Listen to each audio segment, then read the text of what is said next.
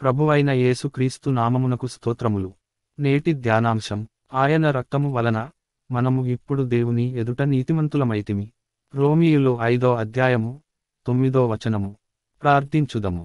ప్రభువా, గడచిన రాత్రికాలంలో విశ్రాంతి తీసుకొనుచున్న మమ్ము మీ కరుణతో రక్షించినందుకు మీకు కృతజ్ఞతలు. ప్రియ సహోదరి సహోదరులారా, మనము పాపాత్ములమై ఉన్నప్పుడే క్రీస్తు మన కొరకై ఆ శిలువ మ్రానిపై తన రక్తమును చిందించి మనకోసమే మరణించెను. మన పాపములను కడిగివేసి మనలను నీతిమంతులుగా చేసి ఆయనకు మనపట్ల ఉన్న ప్రేమను చాటి చెప్పెను. మరి నేడు మన జీవితములు ఎలా ఉన్నవి అని ప్రభువు మనలను ప్రతినిత్యము ప్రశ్నిస్తున్నారు.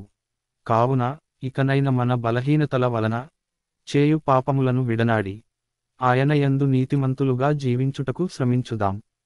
ఆమెన్.